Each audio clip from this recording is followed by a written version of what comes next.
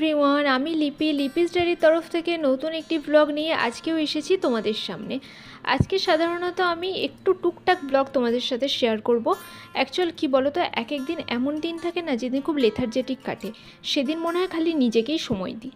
Good morning everyone, কেমন আছো সবাই? আশা হচ্ছে সবাই খুব ভালো আছো, আমরা খুব ভালো আছি। আজ হচ্ছে শনিবার, এখন বাজে সকাল 10:30। আজকে আমি এখন থেকে ব্লগটা স্টার্ট করছি। আমার রান্না হয়ে গেছে। আজকে রান্না তেমন কিছুই করিনি, ওই জন্য তোমাদের সাথে শেয়ার করার মতো নয়। আজকে করেছি ডাল আর আলু ভাজা। সকাল সকাল উঠে রান্না সেরে নিয়েছি। রোজ রোজ এত বেলা পর্যন্ত এই রান্নার কাছে না ভালো লাগে না। তারপর একটু পরে আবার আমি একটু বেরোবো, মানে একটু পার্লারে যাবো। অনেক দিন হলো আবার আইব্রো করা হয়নি। ভাবছি এই বেলাতেই এই সমস্ত কিছু করে রাখবো, নাহলে এখন সন্ধ্যা না এত দেরিতে নামছে, মানে সন্ধ্যাবেলা আর বেরোলেই যাচ্ছে না।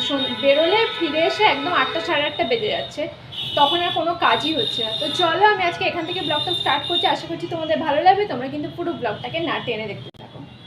সকাল থেকে জানো তো আমি বেশি কাজকর্ম করিনি আজকে, কেন জানি না আমার একটুও ভালো লাগছে না যে সংসারের কাজগুলো করি।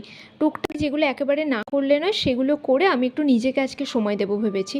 যেমন অনেক দিন আমি ধরো পার্লারে যাইনি, ঈদের সময়ও আমি পার্লারে যাইনি, বাট সবসময় যেহেতু পার্লারে যাই নিজেকে একটু প্যাম্পার করি, তাই অনেক দিন হয়ে গেলে না আর পার্লারে না গেলে ভালো লাগে না। মনে হয় না নিজেকেই যেন নিজের ভালো লাগছে না। একটু যাই, একটু ওয়াক্সিং করিয়ে আসি, একটু মানে আইব্রো, আপার লিপ এই সমস্ত থ্রেডিং করিয়ে আসি, যাতে গরমে একটু নিজেকে ফ্রেশ লাগে আর নিজেকে দেখতেও ভালো লাগে আর নিজে আরাম বোধ করি।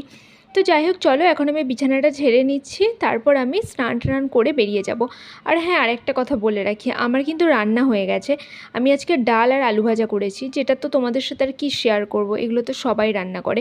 সকালে উঠে এই দুটো কাজ করে আমি ডিসাইড করেইছিলাম আমার একটু এটিএমে যাওয়ার ছিল, একটা কাজ ছিল, ওটা মেটাবো, দেন আমি পার্লারে গিয়ে এই সমস্ত কিছু করিয়ে আসবো। আর ওয়াক্সিং করাতে গেলে না এমনিতেই মানে দুপুরের দিকে গেলে ভালো হয়। সন্ধ্যার সময় তো পার্লারে এমনিতেই ভিড় থাকে আর একটু প্রাইভেসিরও প্রবলেম হয়।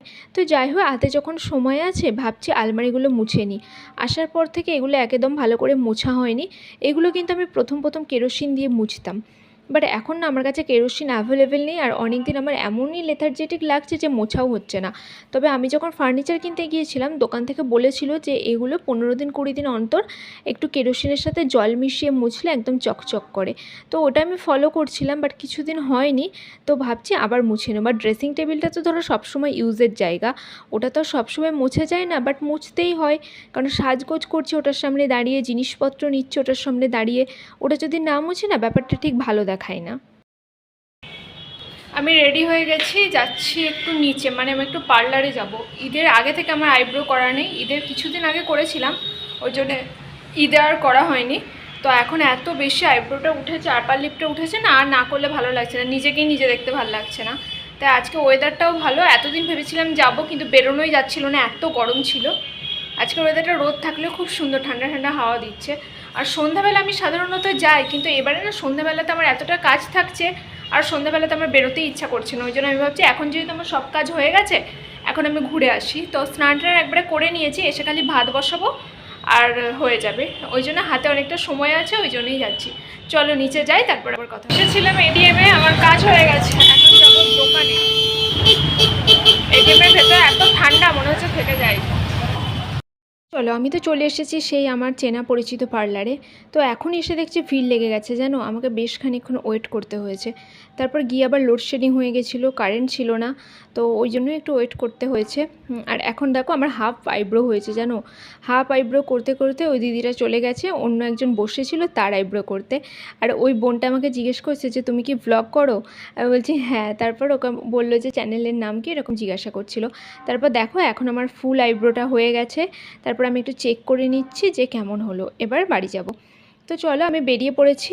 তো এখন একটুখানি জাস্ট 2 মিনিট পরেই চলে যাব। আর রাস্তায় বেশ ফাঁকায় ছিল, এখানে তো লোকজন থাকলে আমি একদমই ক্যামেরাটা ধরতে পারি না, বাট ফাঁকা থাকলে একটু সেই সুযোগে ভিডিও করে নিই। বাট এই রাস্তাটা যে কখন ফাঁকা থাকে সেটা মানে এতদিনে 2 বছরে আমি একবারও দেখিনি। আমি চলে এলাম, এসে ডালটা ফোটাচ্ছি আর ভাতটা ফুটিয়ে রাখলাম। ডালটা আমি সিদ্ধ করে গিয়েছিলাম, কিন্তু তখন আর নুন দিয়ে ফোটানো হয়নি। এখন এই যে ডালটা ফুটছে।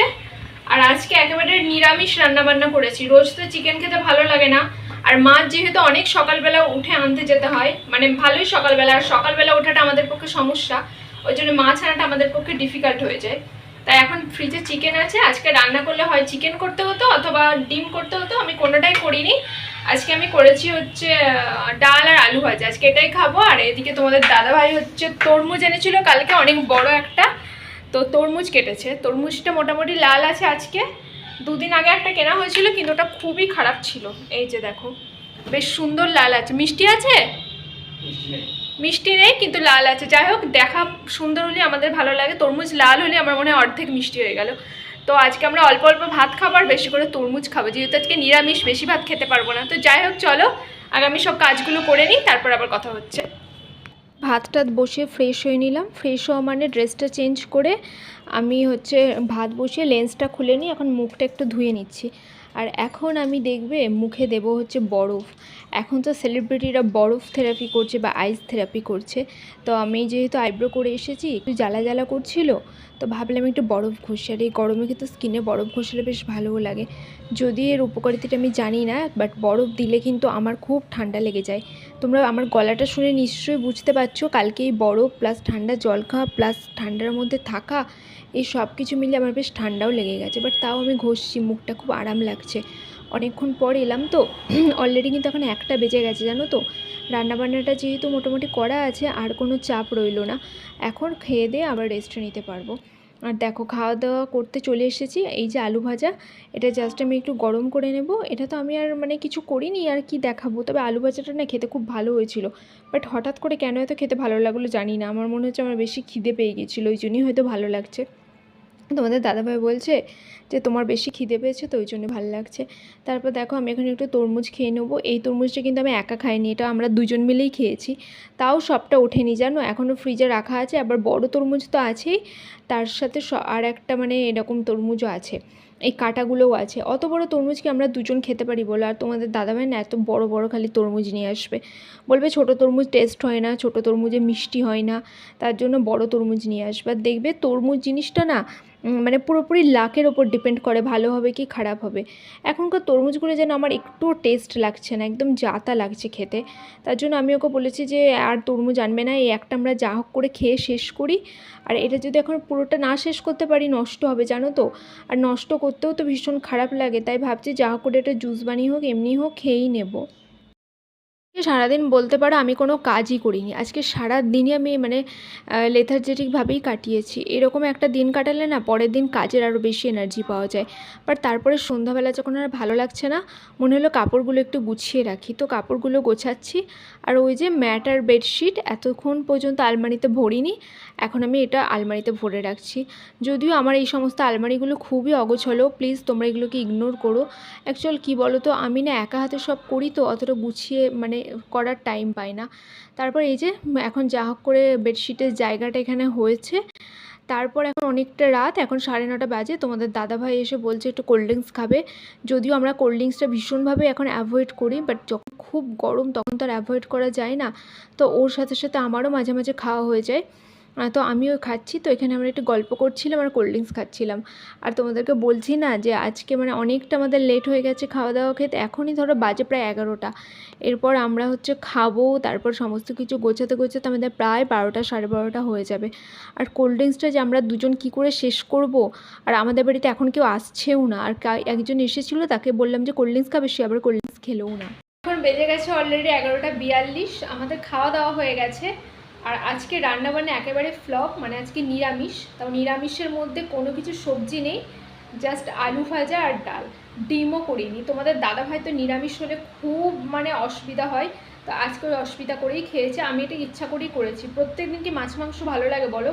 তো যাই হোক কালকে আবার আমি মাংস করবো, কারণ একদিন কষ্ট দিয়েছে আর একদিন তো কষ্ট দেওয়া যায় না। তো যাই হোক চলো, আজকের ব্লগটা সেইভাবে আমি কোনো কিছু শেয়ার করতে পারিনি। অ্যাকচুয়াল আজকে না আমি অত প্রোডাক্টিভভাবে দিনটা কাটাইনি, আজকে সত্যি বলছি আমারও ভীষণ লেথার্জি কাজ করছিল। আজকে আমি একটু নিজের মতো ছিলাম, মানে সবসময় সব কিছু ক্যামেরাবন্দি করিনি, আজকে নিজের মতো করে আমি অনেকটা সময় কাটিয়েছি। তো আজকে পার্লারেও গেছিলাম, অনেক দিন আমার আইব্রো করা ছিল না, তোমরা এখন দেখেই বুঝতে পারছো আমার আইব্রোটা একদম ক্লিন হয়ে আছে। তো আইব্রো করালাম, ওয়াক্সিং করালাম, অনেক দিন ধরে ওয়াক্সিংও করার ছিল না, মানে ঈদের আগে যা করিয়েছিলাম, ঈদের প্রায় 15 দিন আগে আমি করিয়েছিলাম, ঈদের সময়ও করেনি, প্রায় 1.5 মাস হয়ে গেছে। তার জন্য এবার না গেলে আর হচ্ছিল না, একদম পুরোগুলো মানে কুটকুট করছিল। তো আজকে সকাল থেকে যেহেতু হাতে অনেকটা সময় ছিল বেরিয়ে গেছিলাম, তো কাজ সব কিছুই মিটে গেছে। তো চলো আজকের দিনটা আমি এখানেই শেষ করছি। আশা করছি তোমাদের সারা দিন যা যা ক্লিপ দেখাতে পেরেছি একটু হলেও ভালো লাগবে। যদি ভালোবাসো, ভালো লাগে তাহলে অবশ্যই পাশে থেকো, সাথে থেকো। আজকের মতো টাটা, গুড নাইট। আবার কালকে দেখা হচ্ছে নতুন একটি ব্লগে।